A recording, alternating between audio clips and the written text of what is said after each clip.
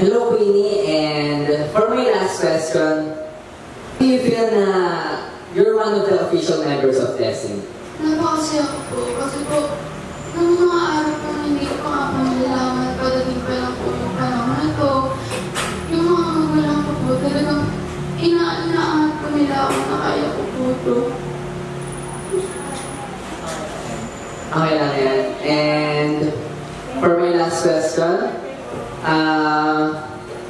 ready ka na ba kasi syempre tinuruan kayo ng Star Horizon to be able to dance, sing, and syempre to socialize with others.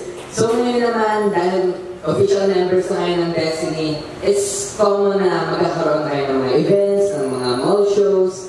So do you think you're confident enough to face those kinds of events and syempre to showcase your skills in front of many people? Yes po. Kasi pinasok ko po ito ng may confident din po ako at gusto ko pong simula at gusto ko rin po sa makita pa talaga ng mga tao kung ano meron po akong pinigay sa akin. Thank you, and that's our official member, talaga mga high-spirited guys. Thank you.